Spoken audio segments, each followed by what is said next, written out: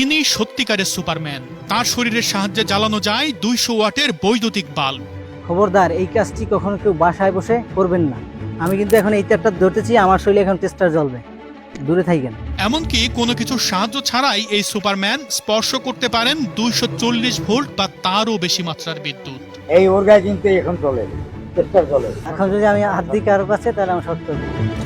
হাতটা লাগানো জানে। যখনই একে কাজ করব তখন কিন্তু উভয় শখ খাবো, কারণ এখানে আর্থিক পেয়ে যাবো আমরা। তার রয়েছে নিজের শরীরের মাধ্যমে বিদ্যুৎ পরিবহন করার এক অবিশ্বাস্য ক্ষমতা। আমার কিন্তু কিছুই হচ্ছে না, এই ধরতেছি দুইটা ফেজ ধরতেছি, কিছুই হচ্ছে না। ইনি পিরোজপুরের বিদ্যুৎ মানব হিসাবে পরিচিত আফিকুল ইসলাম। আমার নাম আফিকুল ইসলাম। আমার শরীরে প্রচন্ড কারেন্ট, আমি যদি কারেন্ট ধরি তাহলে শক করে না। পিরোজপুরের নাজিরপুর উপজেলার চাঁদকাঠি গ্রামের আফিকুল ইসলাম পেশায় একজন ইলেকট্রিশিয়ান।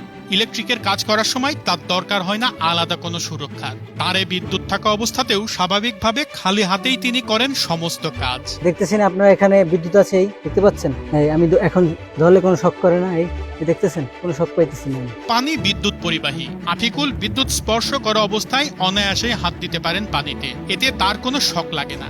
এমনকি সামান্য আর্থিংও অনুভূত হয় না এই বিদ্যুৎ মানবের। এখানে কারেন্ট আছে, এই পানিতে হাত দিচ্ছে, কারেন্ট ধরা অবস্থায় এই টেস্টার জ্বলতেছে, এই দেখেন টেস্টার জ্বলতেছে। কিন্তু আমরা যদি এই লাইনটা ধরি আমাদের সাথে শর্ট দেবে, কিন্তু তার কোনো ক্ষয়ক্ষতি হচ্ছে না, কোনো শর্টও দিতেছে না। এই দেখতে পাচ্ছেন টেস্টার জ্বলতেছে। কিন্তু কিভাবে এমন অসামান্য ক্ষমতা পেলেন আফিকুল?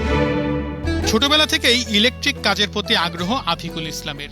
লাইট, রেডিও, ক্যাসেট এসব টুকিটাকি ইলেকট্রনিক্সের জিনিসপত্র সারের কাজ করতেন তিনি। ও ছোটবেলা থেকেই পড়াশোনার পাশাপাশি ইলেকট্রনিক কাজ নিয়েই থাকতো দেখতাম। তার থেকে আস্তে আস্তে বড় কাজ করতে করতে আস্তে আস্তে ডেভেলপ হয়েছে। এখন আমি বিদ্যুতের কাজ করি। একটা কিছু দেখলেই অল্পতেই পারে, যেটা আমরা পারি না। 2017 সালের দিকে আফিকুল প্রথম বুঝতে পারেন তার রয়েছে এক অসামান্য ক্ষমতা।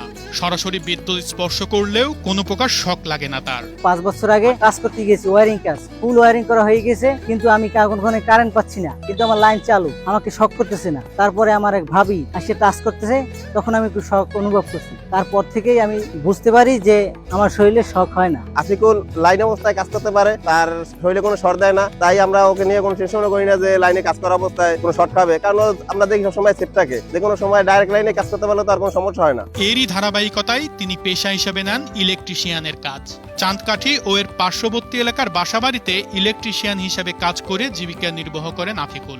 আমি মূলত ইলেকট্রিশিয়ান, স্যানিটারি এবং ইলেকট্রিশিয়ান দুটাই আমি কাজ করি। আমাদের এলাকায় যে ওয়ারিং গুলো করে সবাই এখন ওর দ্বারাই করে আর কি, যেখানে কাজ হয় ওখানে আফিকুলের ডাকা হয়। আমার মুদির দোকান আছে, ওটা আমি অল্প স্বল্প চালাই। আমি যখন কাজের সাইডে থাকি তখন বন্ধ থাকে। বাড়ির পাশে ছোট্ট একটি মুদি দোকান আছে তার। এই দোকানে মুদি পণ্যের পাশাপাশি ইলেকট্রিকের জিনিসপত্র রাখেন তিনি।